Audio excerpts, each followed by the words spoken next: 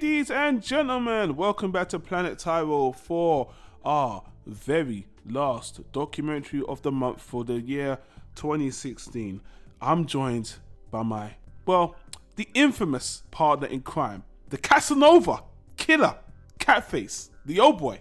Yeah, you had a weird documentary, so you called in the weird expert. We'll see about that.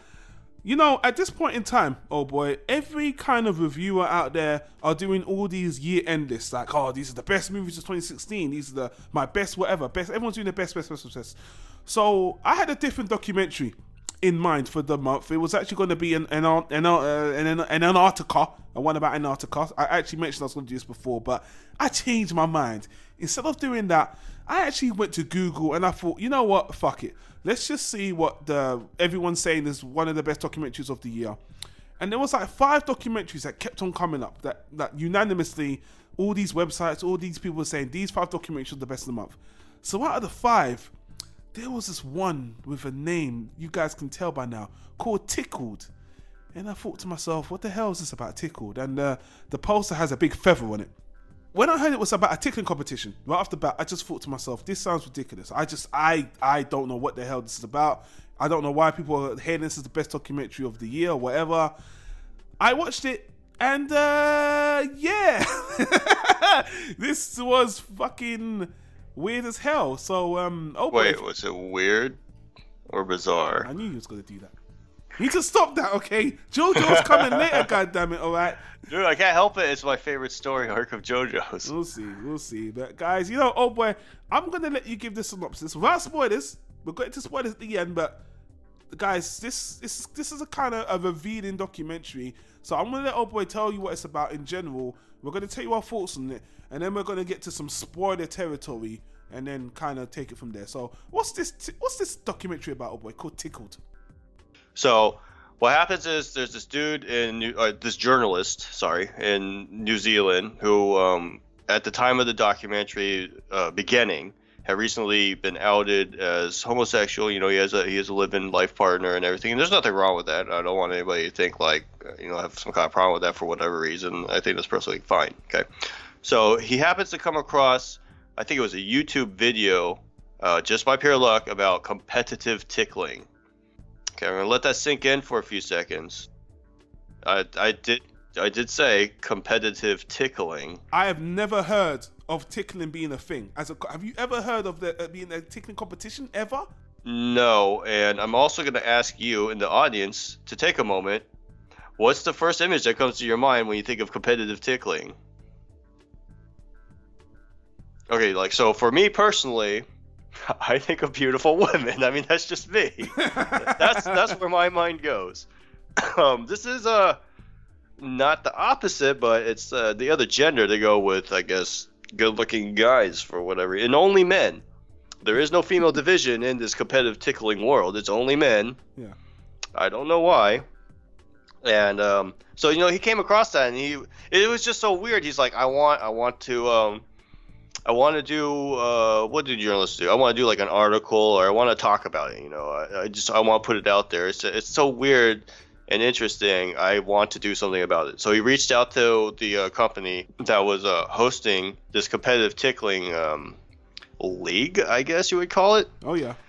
And he got back the first, my understanding in the documentary, the first few responses from the correspondent, the legal correspondent, or whatever you want to call them, yeah, was kind of backhanded, but insults, and they were right off the bat, this is a heterosexual sport. The integrity would be undermined or something if your sexual preference was to do all this stuff. And they exchanged communications for 3 or 4 weeks or something, and it became more and more of derisive and derogatory personal attacks by that person to him.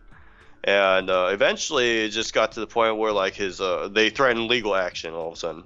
And his live-in partner was like, I want to stand up to this bully. And he has to kind of decide really early on in the documentary, does he want to stand beside his man, or is he going to, just let it go?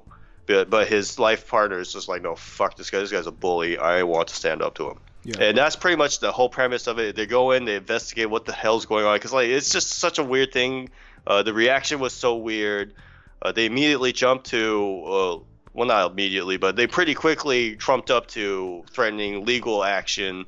And it was just, everything was so weird. He just, the way he decided to go about it was, okay, the way I'm going to stand by my man. I want to do a documentary about this anyway, so I'm going to document what's going on here. Yeah. And that's the documentary. Yeah. No, that's fine. For a synopsis, you did a great job there, old boy. Let me tell you something, guys. This situation about this tickling competition and this investigation this journalist does, and let me get his name. His name is it David Fetner or David? I think the main guy, the one who originally reached out to the competitive tickling league, was David Ferrier. And then his live-in partner was Dylan. I didn't catch the last name. Yeah, and you know, this is a crazy story, and like I said, by the end of it, I understood. First of all, I understood why it became a documentary, and this is one of those stories. It became a documentary because the story escalated. This antagonist, escalated the situation and made it a spectacle. I think, what's it called? The Barbra Streisand effect, where, you know, you heard that phrase, right? The Barbra Streisand effect? Well, humor the audience in case they're too young. The Barbra Streisand effect is basically, there was this photographer that was taking pictures of a beach. Now, Barbra Streisand had this property on her beach, and basically she tried to sue this photographer for taking pictures of her property on the beach, saying that, you know, it's not legal, and she's bringing all this unnecessary attention to her by photographing on the beach. Now, ironically, no one really paid attention to the photographer and these pictures until she made a big deal about it. And then I think he took her to court and he kind of won. And basically, because she brought so much attention to it, it kind of backfired. And that's why it's called the Streisand effect. Someone who, you know, unintentionally perpetuates a situation into something bigger than it really should have been. And, you know, this documentary is weird, guys. It's weird, but it's very interesting. And without going into spoilers, it slowly uncovers into something a lot more nefarious and a lot more disturbing. And not disturbing because of the tickling competition, a lot disturbing because it ties, when all said and done and when certain things are revealed, this really ties down to something that I found very disturbing in a very different way. And I don't want to get into spoilers into why, but I just want to say, this was a very well done documentary, very interesting. It's I don't want to be too highfalutin and say it's a human story. It's a story about a bully. You know, this is a story about, ironically, even David himself says, you know, this guy is giving me all this push, or this person's giving me all this pushback about being homophobic and all this stuff, but tickling is kind of silly. Why is this company getting so offended with me wanting to investigate? Now, to be fair, the reporter has a reputation for really investigating these weird pop culture things. So on the one hand, I can understand why the company would be like, oh, you know, you're going to make this into some crazy thing and make us look whatever. I understand on the base level, but the way this company attacks this guy, this journalist, is really out of order. And then the things that are revealed throughout the documentary just shows that this is a lot more sinister, you know, than you would lead to believe. And the reason why the documentary's got so much notoriety, so much awards, is just the guy who put the documentary together in particular. I guess he was at risk. And when old boy says that, you know, legal action was involved, that the guy took legal action, the company took legal action very quickly.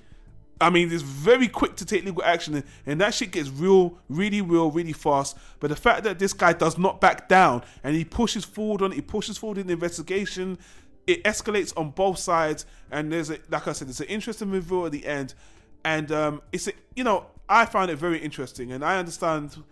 Again, I don't really know why it's the best documentary of the year, but I do find it very interesting.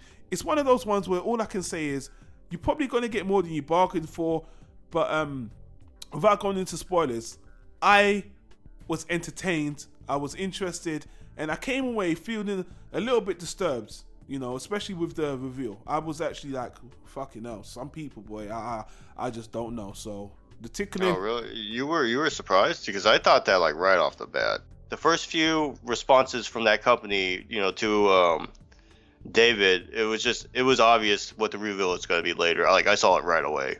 By the end of it, I know you usually like to save the reviews, but by the end of it, I felt like it was a high watchable. I was entertained. Yeah.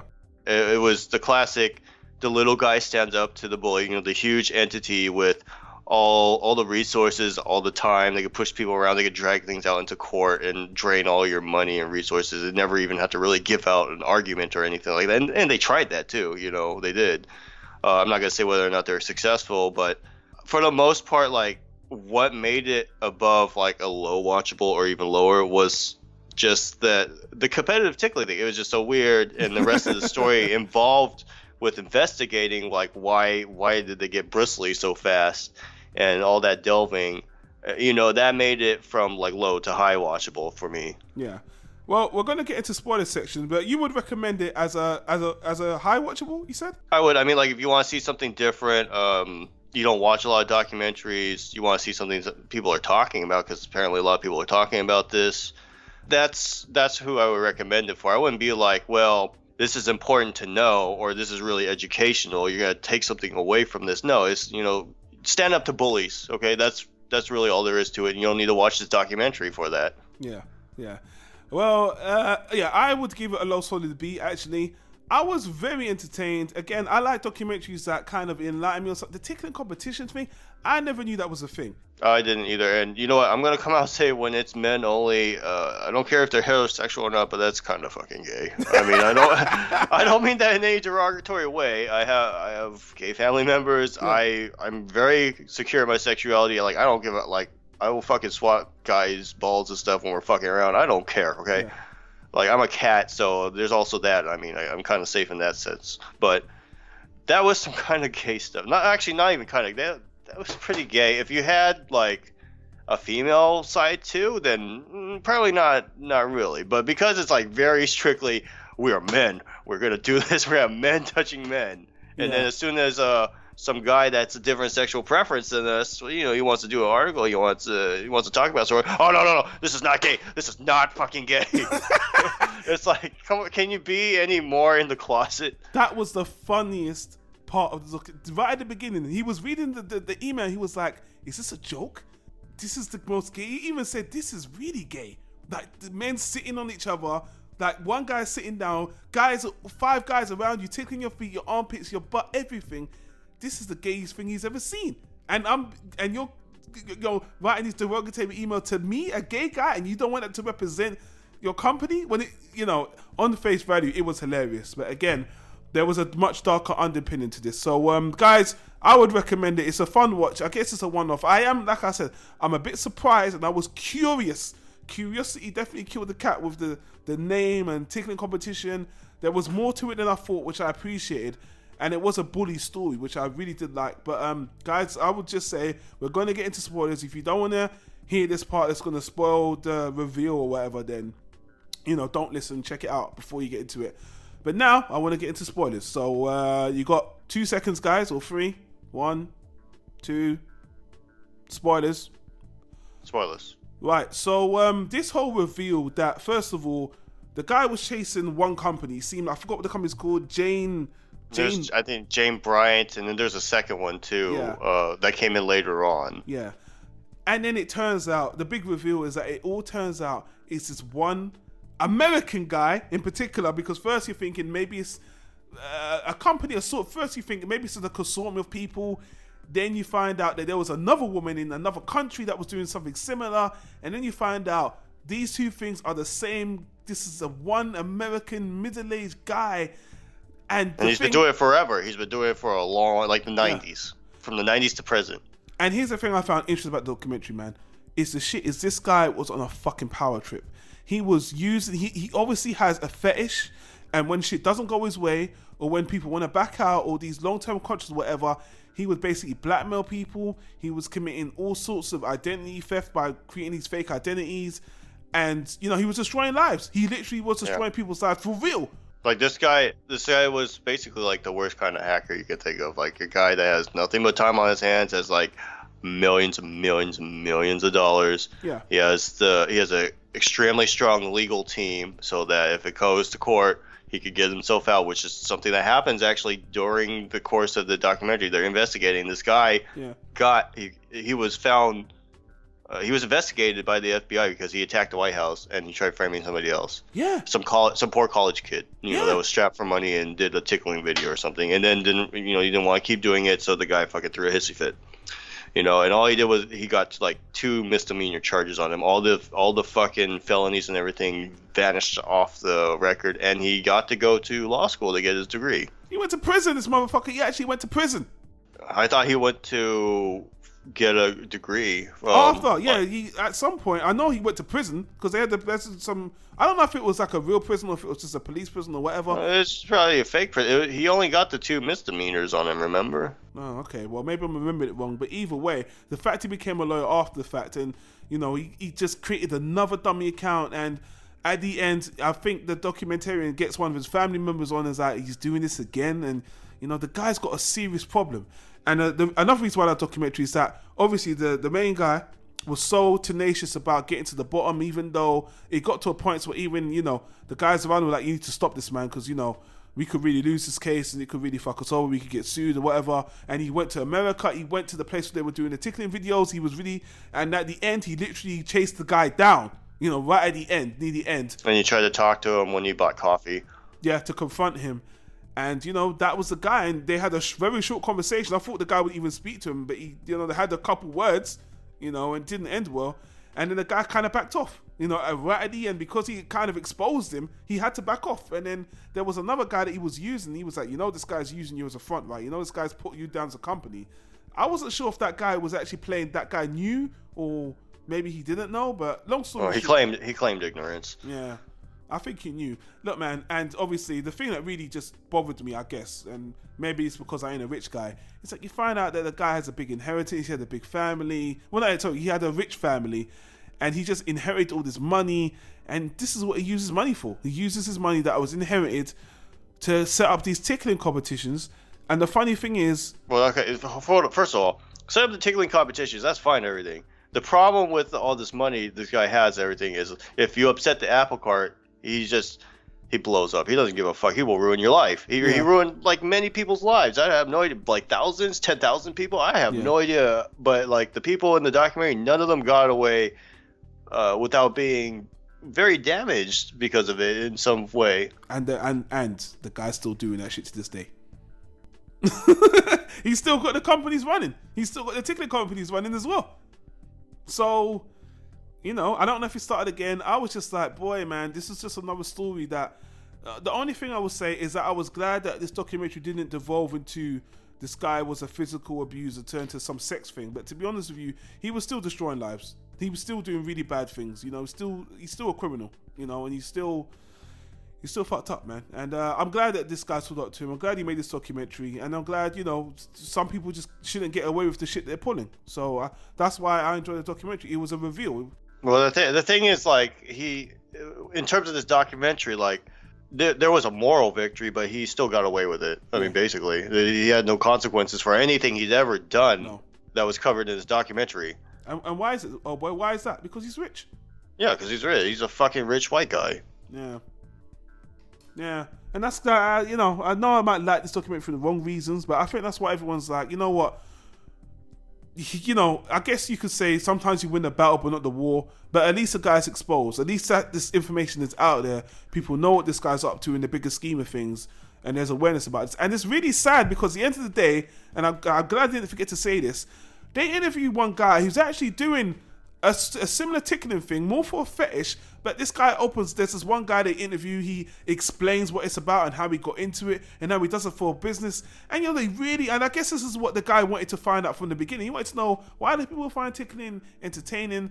This guy doesn't do a tickling competition, but this guy's into it as a fetish. And the way that guy was open to it and open to discuss about it, and even I think was it his partner or one of his cameramen actually got involved and had a little taste of it. It was funny. It was like, wow, this is just earnest. I mean, that was the innocent side to it. Man, you know what? To each his own. This guy that's tickling, that's his thing. He's making money off it. But this is a guy that's being open and honest about it. And he's, this is this is what I like. I make money off it. You can come to my website. That's cool. Tickling competition. The guys that are being hired to do the tickling or whatever, they don't know what the fuck is. I mean, they're doing it for money. A lot of them don't even know. You know, some of them are. I just found out about it. I just did it. Well, it's not even that. Like a lot of times they're lied to about it on every level, really, because even the consequences, the what do you call it, the terms of disclosure, all that stuff. The bully guy, he would break it. Like he didn't give a fuck. He would just fucking turn around, use them, and then try to force it so that they had no other option but to play ball with them. But the guy doesn't, and I'm going to wrap this up. The guy doesn't really make money off this shit, does he? I don't understand how he actually makes money off it. That's something that puzzled me the entire time, because like the way they explain in a documentary, like if you played ball with them, you would get so much. Like you'd be getting sent like cash, not even checks, like thousands of dollars in cash, you know, just gifts, all that stuff. You'd have a good life for somebody that wasn't like, I don't know, like middle class or upper middle class. You know, if you were like lower middle class or lower, it was a good life. It was a good income. Boy, well, you know what they say, everything comes at a price. So, you know, I feel, you know, I'm glad this is revealed, especially if anyone's thinking of getting into this shit for money. This might not be a good idea. You know, it looks fun, well, it looks silly. You could get in with that one guy, you know, the fetish guy. Yeah. That'd probably be okay. But this kind of led me to believe, I'm sure there's so much things like this in life, so many pyramid schemes, things that seem innocent, but there's an underbelly. There's people under it that are nefarious, that are profiting under it, either for their own pleasures or they're making... I know this... I don't want to tie this into all this other conspiracy shit, but I'm just saying that I came away thinking from this, there must be so much shit in life that, you know, so much rich people doing shit like this that no one really finds out about. You know, this is a guy that this journalist came across it and he got tangled up in it because this fucking idiot, you know, attacked him and now it's to his own loss. But how much more shit like this going on in the world that we don't know about, man? It's really weird, you know? Something so innocent or something so seemingly stupid looking as Tickling turns into this one fucking creep, you know, ruining people's lives. That was really what got me about the documentary. And I think that's why people are so enthralled by this documentary. But again, being critical and looking at it from take a step back looking at it, it's a weird documentary to hear was the best, but it's interesting. This year, yeah, no, 13th was definitely better. That's a serious topic, man. And here's the thing, another reason. I know this was a serious topic too, dude. I mean, I know the tickling competition, everything's silly, but the core heart of the documentary is about you know, one bully with tons of money and time. Yeah, and that's the thing. I wanted us, because we've been so serious in the last couple of months of the documentaries. I mean, the whole year, most documentaries are kind of serious, but I wanted to do something a little bit different. And I was surprised to find out, this was meant to be a tickling competition. This shit turned into something very nefarious. Like, how the fuck did this happen? That was a kind of a funny turn of events for me watching this shit. Yeah, I don't know. I mean, like I saw basically from the first few email correspondence, I knew where this was going. Oh boy, would not be fooled. Cats like getting tickled. You wouldn't fall for this, huh? Well, first of all, we're not ticklish. We just either purr or bite you. So there's that. Well, but I mean, we're curious, so we investigate a lot of stuff. I mean, I found a lot of weird stuff around your apartment before. Yeah.